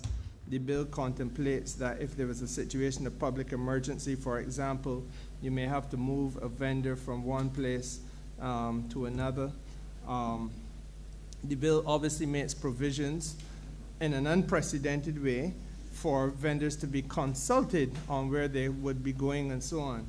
Of course, we had to make provision for those circumstances which always arise in human course of interaction, where there may be an unwillingness to cooperate or an inability to find common ground. And if that circumstance did arise, the bill makes provision for government to govern. And there would have to be a seizure of goods, an accounting of the goods, and a storage of the goods. And in fact, there's a liability that attaches to the Crown. If we don't take proper care of the vendor's goods, then we would have to compensate the vendor to the tune of the cost of the goods that might be perished, lost, or destroyed. Well, destroyed and perished is the same thing. But the issue really is this. Are we making any progress from your end, Minister? Because the bill contemplates that there has to be storage of perishables. And obviously, it falls for those markets that are under your jurisdiction to have a facility whereby perishable goods could properly be stored. And I think that there must also be a period of training so that your manager of market staff will be able to more effectively interface with vendors so that they can make sure that an accounting is properly done or an inventory taken of those things which may be held temporarily by the state. So my question in a nutshell is, are we able to say to the country as yet that we have made any progress in that regard? And if not, are you able to speak to what is contemplated by your ministry in that regard? Thank you, Honourable Member. First of all, let me state that I also enjoyed working with you and your team when we were doing the vending bill. The area where you just mentioned in terms of having to take produce for storage has been one that has been humbugging me when we discussed the bill. We don't have the capacity really in the markets to be able to do the type of storage that will be required should there be an event that we have to store a large amount of produce, but we are moving to new initiatives, and we're looking at initiatives that would allow us to do blast freezing, that will allow us to keep produce so that it can remain fresh for a longer period of time. And that's the reason why we are currently working now with the establishment of the food terminal, where we can take produce from Barbados and store at the food terminal in terms of blast freezing, to give our producers a chance to be able to use those goods at a later period. We are currently working out the total specs for the terminal, and we will take into consideration the storage capacity that will be required for us to be able to do in an emergency situation the storage that will be required. So between the markets and the food terminal, when it is completed, we will be able then to say with comfort that we can do the type of storage that is required. Thank you, Honourable Member.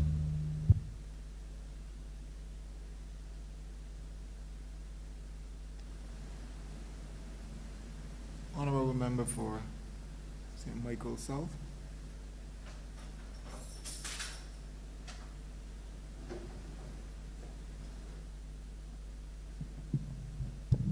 Thank you. Thank you very kindly, Mr. Chairman. I found the question and the answer on cotton to be very interesting. It was one of the questions I wanted to ask, considering, I think, the value that we could have from a cotton industry. The two questions that I have relate directly to the estimates. I see here there is a 2.6 million for special development projects, but even in the explanatory notes, there is no indication what that is. And I know we started a cuscus grass program, and I was wondering if this was it, and if it isn't, if we can have, if the public first of all could understand what it is we're doing, and if we could have some update as to what it is, how far it's going, and so on. Please, thanks. Honourable Member, I thank you for your question. I have Mr. Wayne Baker here with us, who is responsible for special projects, and I would ask him to give you a response. Thank you, Minister. Good evening, members of Parliament. My name is Wayne Baker, Projects Director at the Ministry. The special development project really deals with the infrastructural upgrades throughout the various departments of the Ministry, inclusive of the markets. In fact, the majority of the work done at present is related to the markets. So out of the figure that you quoted, 1.8 million of that is directly related to the upgrade of 2 facilities. And then we have some small figures under 211, which is maintenance of property for those various aspects. So it does not deal with the cuscus program, cuscus grass program, but mainly the upgrade of infrastructure projects.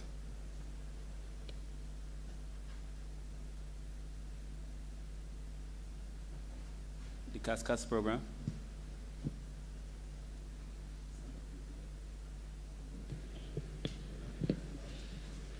Honourable Member,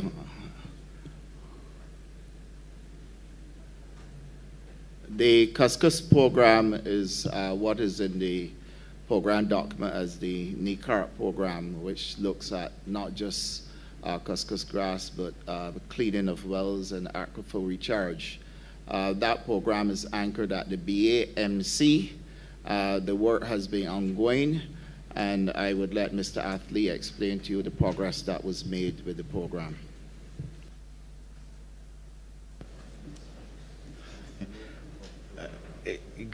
Good afternoon again, Chair and members of Parliament.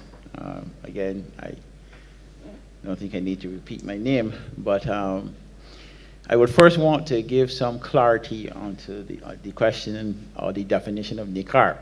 We've heard it mentioned a couple of times, but it is referred to as the National Erosion Control and Aquifer Recharge Program.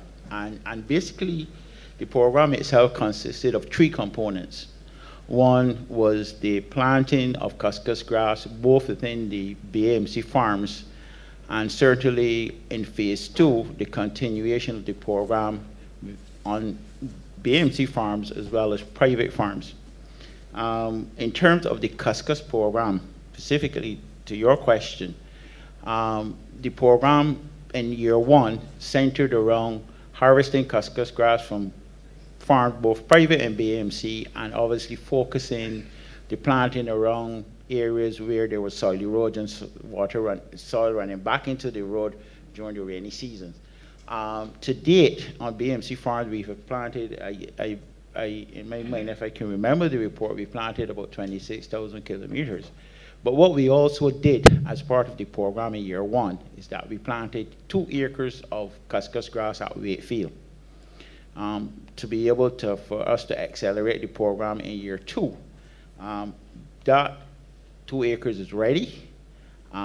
We do have the resources. We have recently reached out to one of the larger private farms to bring them on board, because like BAMC, they have lands across the island, some in areas that are quite hilly and where you get soil runoff into the roads.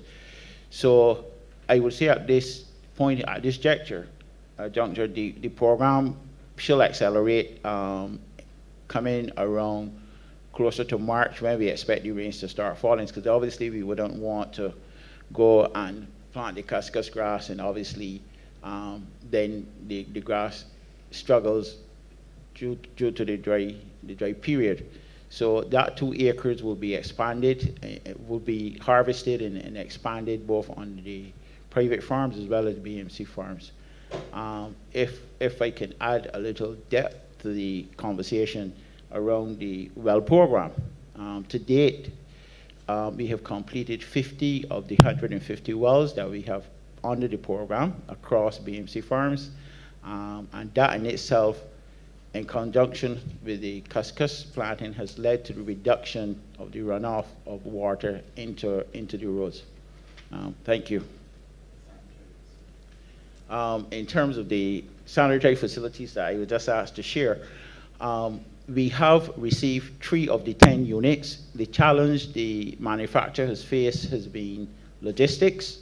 I know from the most recent conversations, they are in the process of constructing or finishing the other 7 units. They've framed all the units out, and it's just a matter now of waiting for the sanitary parts that they've ordered, as well as the solar parts. Pardon me? Yes. So we expect to have these facilities delivered, all of them delivered by the end of June. I would safely give that date, but I'm hoping to have it a bit earlier. So thank you.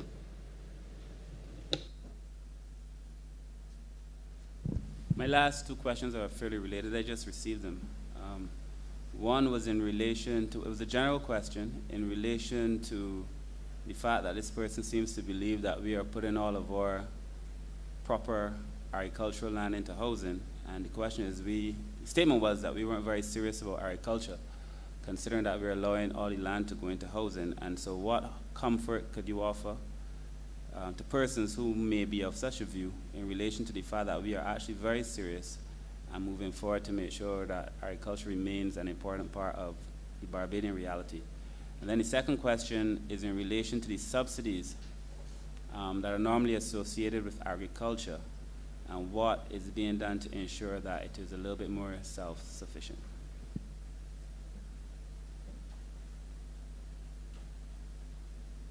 Thank you, Honourable Member. I believe this matter has been raised before about putting arable land into housing.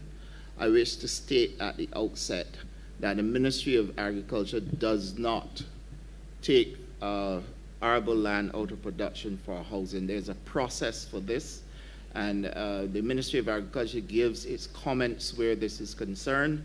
If land is identified as good arable land, land that is in the irrigated areas, lands that have been identified either under BAMC, BADMC, or through the Ministry for Agricultural Production, it is not taken out of agricultural production for housing. There are many private people who own land in Barbados, and for various reasons, including them being marginal lands, will not be good for giving good yields.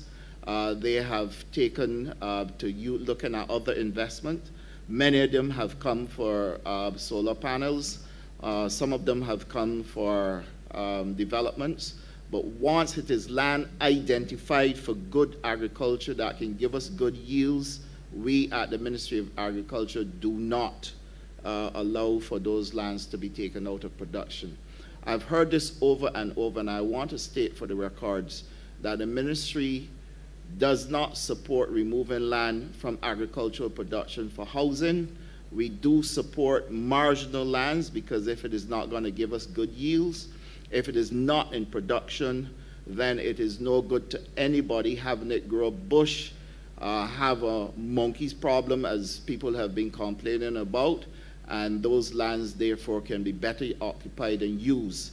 But in terms of lands with high yields and good production, just like we are doing with Wheatfield and the Clico plantations, they're going back into production.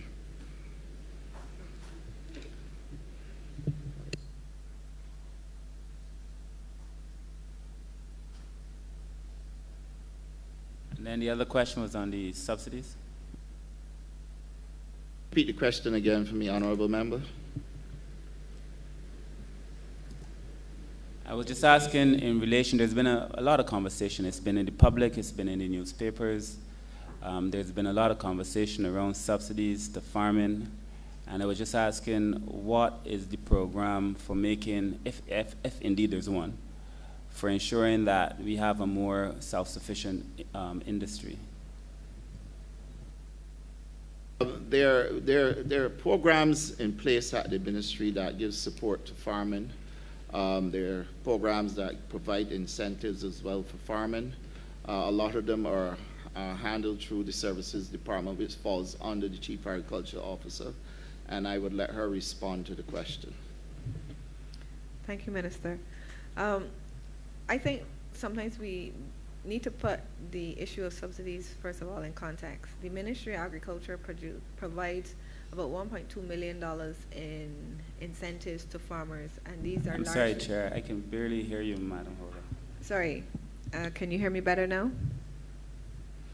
The Ministry of Agriculture provides about $1.27 million in incentives to farmers to encourage them to adopt new technologies. Yes, there are interventions that we have made to assist farmers, but the thing about it is that we have to put this in context within what has been going on in the agricultural sector. We talk all the time about climate change, and I know that the Cabinet and the government of Barbados is very strong on the impacts of climate change. But the group and the productive group that has been most affected by climate change has been the farming community. Insofar that, we are seeing significant drops in water, in access to productivity of our lands, of our soils. And there is a lot of work that needs to be done in terms of the innovation and the research and development to help our farmers to be more productive and competitive. In the meantime, while some of that work is being done, obviously we understand that plants take time to grow, research takes time to be done, but at the same time you have an environment that has been rapidly changing and farmers have been asked to respond to it. Of course, we all understand the impacts of COVID-19, but also we see the impacts as well from the changes to the climate and what farmers have had to endure. We had last year an ashfall event, we had a freak storm event, and we also had a hurricane. Okay, and the first one in, was it 60 years? And each time it means that farmers have to start sometimes from scratch with nothing. These are very difficult times, and the same way that we provide assistance to persons in the community who have lost their homes, we provided food. Up until now, the Ministry of Agriculture through the Food and General Supplies Committee is still provisioning food for persons who have lost their homes. Likewise, we also have a responsibility to provide assistance to our farming community, who will be responsible for providing food for us in the event of a serious event, and I know we are all aware of what's going on with Russia and the Ukraine.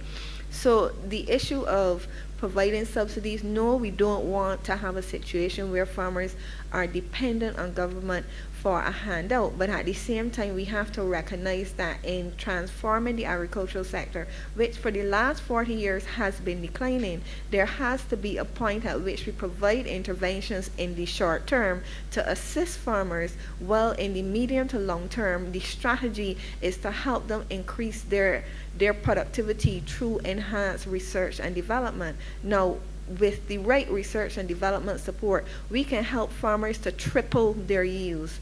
We can see the dairy industry, for example, double their milk production. That is true research and development, but it will take time to implement. In the meantime, farmers many of them are at the breaking point where they are closing. And just yesterday, I received messages from farmers stating to me that they don't know how much longer they can hang on. Their businesses are about to close because they have been struggling with high costs for a long time. Fertilizer prices have gone up by more than 50% in the last year.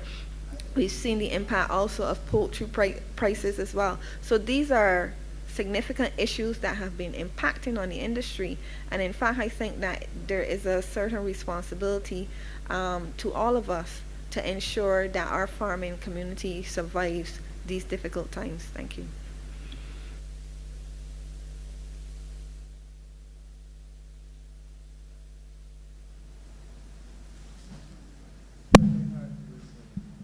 Okay, thanks.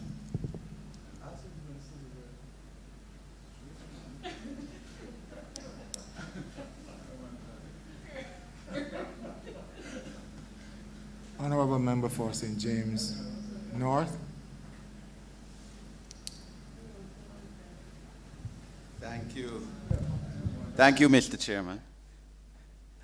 The Honourable Member who just spoke before me, the member for St. Michael South, in fact asked one of the issues I was going to raise, but I would look at it from a different viewpoint as well. Because I noticed, of course, Honourable Minister, and first I wish to congratulate you, Minister, for the passion and enthusiasm and commitment that you have brought to your ministry. It is not an easy task. It is a major ministry, economic ministry, and in my opinion, you have done very well in it. I congratulate your team as well, because they obviously have given you very good support. But I note that in 2021, the country's food import bill increased by 7% over and above that of 2020, an additional $44 million, raising it from about $660 million to, I think, just over $700 million. Which is, going in the wrong direction as far as we are concerned as a government and as a people. I think pork, the importation bill for pork increased over 50%, 56%. And yes, what the Honourable Member for St. Michael South raised has been certainly a perception, if not a reality, among many Barbadians for many years, that in a country such as ours, small, 166 square miles, that we go driving on a Saturday afternoon, Sunday afternoon, you see a lot of land there, huge areas of land in the country that are not being utilized. And the feeling that certainly large, or at least some large private landowners have perhaps intentionally let land lay fallow out of agriculture, with the hope that, in 10 years' time, 15 years' time, they could apply for it to a change of use to go into housing. Now, we all know, every one of us, honourable members in this parliament, know that housing is, in my opinion, one of the three most challenging areas of our development. Day doesn't pass that I'm sure each of us doesn't get a call or an inquiry from a constituent that we want a house, you want a government house. So I understand fully the need for housing in Barbados to help our people who want to own, understandably and reasonably, a piece of the rock. But the issue of large tracts of land that are not in use is of concern. And Honorable Minister, you responded to Honorable Member for St. Michael South, yes, that the ministry doesn't, has to give a note and would endeavor to make sure that land that is still arable is utilized, and only marginal land maybe you might agree or consent to be for a change of use. But I am wondering if that also pertains to land owned by private entities, private individuals, and I'm wondering, sir, what strategies you have maybe in your ministry for seeking to encourage private landowners of large tracts of land, to put their land back into agriculture as opposed to it lying fallow. Yes, I know that agriculture could be difficult. I mean, we're subject year after year to climate change, and obviously losses, both potential and real, in agriculture. You have praedial larceny you have to deal with. I suppose. Honorable Member, I would hate to interrupt you, but yeah, the question. We are very much pressed for time. So, and you need to land the plane. The question, sir, the question is, what strategies does the Ministry of Agriculture have in terms of encouraging private landowners to put their land back into agricultural use?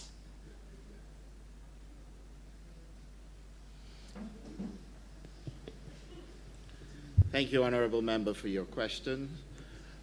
First of all, I wish to clarify a couple of things, because in listening to conversation right across Barbados, there is this view that all land is good for agriculture, and that because the land is not in production, we are not doing anything to bring it into production. There are some lands that are just not good for production because the yields have not been there, and therefore those are what we refer to as marginal lands.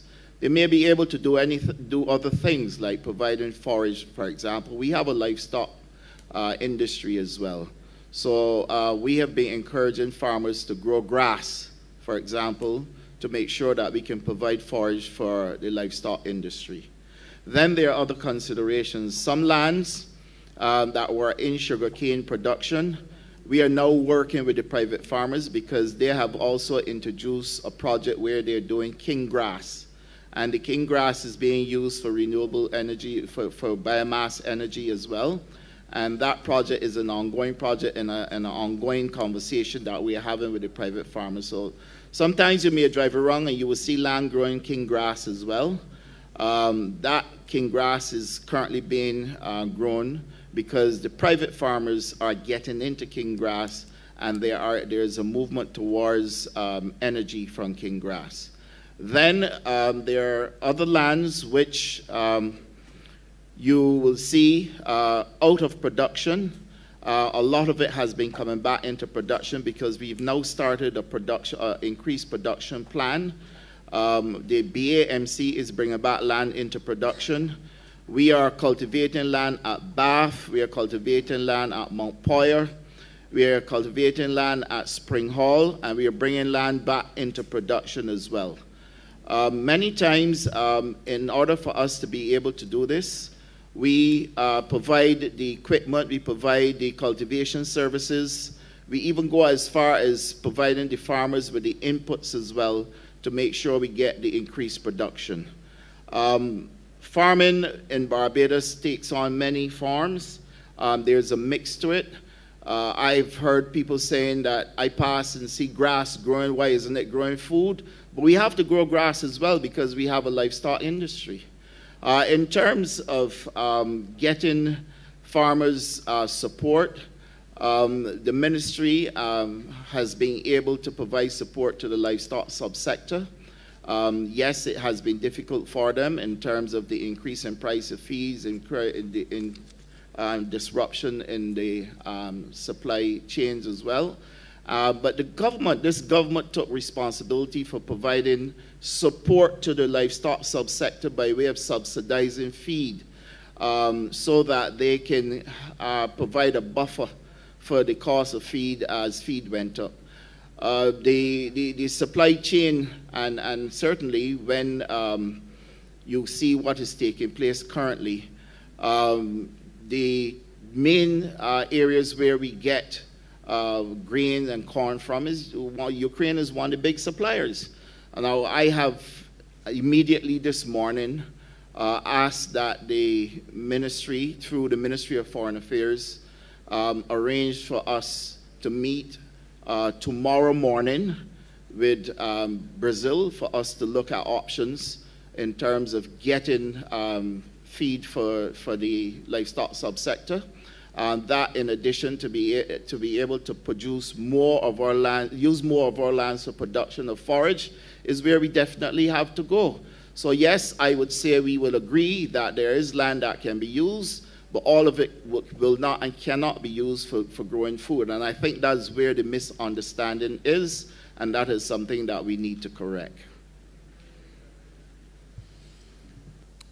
Thank you, Minister. The issue, my second short point, Mr. Chairman, is the issue Honourable of... member, and make it extremely short, and I would ask the Minister, as he responds to the question, proceed to wrap up. Right. The issue of encouraging our young people to see agriculture as a profitable, worthwhile career. I know the Honourable member for St. Thomas touched on this area in terms of historically, in previous times, our schools used to have agricultural plots, and I'm not too old that I remember that at primary school as well. But what, Minister, would you say that would encourage some of our young people who perhaps associate agriculture with bad times of the past, slavery and all of that? We know about the psychological effects associated with land in that regard. What would you as Minister say to young people to encourage them to go into agriculture, that agriculture is worthwhile, it is a great way to earn profitable living?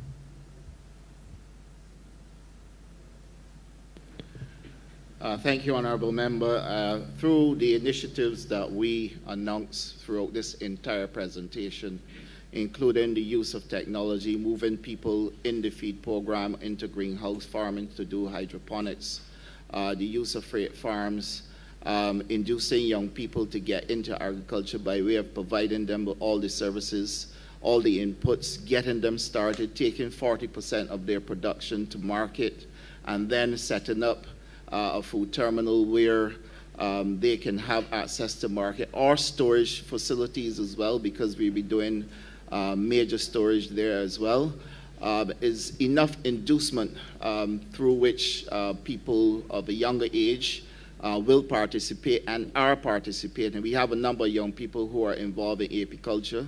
We have more people to train in the feed program. The feed program targets young people, and certainly the community garden program as well targets those people who have comfort within their communities and would prefer to remain there, but will have an opportunity to participate as well at the community level.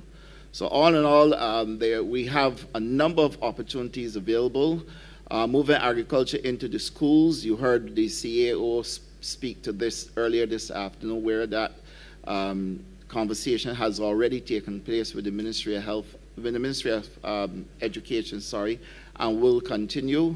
And we would also make sure that we continue to engage at the BAMC and the BADMC to provide the services and assistance that is required for people who are getting into agriculture but do not have the financial resources can still get the assistance so that they can get a start and the market are made available to them. I wish to use this opportunity first and foremost to thank all of you honorable members who participated in the session to help us to be able to share with Barbadians what we have been doing in the Ministry of Agriculture, Food and Nutritional Security, to help us to share our vision, to help to lay out the plans that we have for the sector, to help to share with the country our plans towards increased growth, to help us to be able to share the challenges that confront the sector, and at the same time bring the solutions that we are bringing to be able to provide the farmers with assistance whilst at the same time achieving our objective of getting growth in the sector. A lot of work is being done in agriculture. A lot more has to be told, and we intend to continue to speak to the public to get the message across. And I want to thank my entire team for the tireless work they have been putting in assisting me, providing guidance, providing advice, but more importantly, helping me to move the process forward. It has not always been easy. We have been impacted by COVID. Many of our members of our team were impacted as well. Throughout the SOEs that fall under me, we have been impacted by COVID, right on the farms as well. COVID has not been kind to us. We've gotten through it, and I'm grateful that we've all come through, and I'm grateful to my team for staying the course and helping us to get to where we are. A lot more has to be done, and we are going to make sure it is done. And for that, Mr. Chair, I am obliged to you. Thank you, Honourable Member.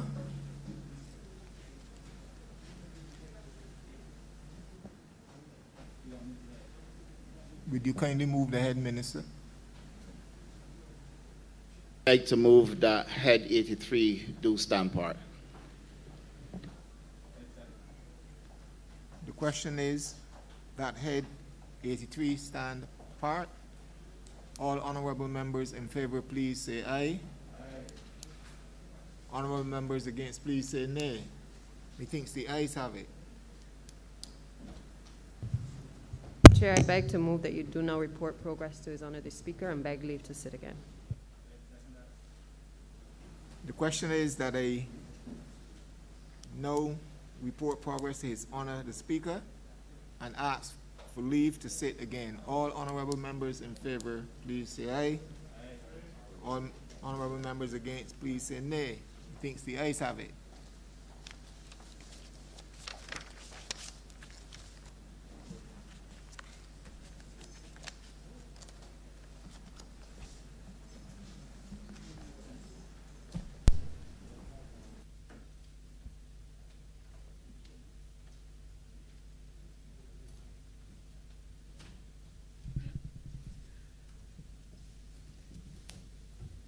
The Chairman of the Standing Finance Committee has reported progress and requested leave to sit again.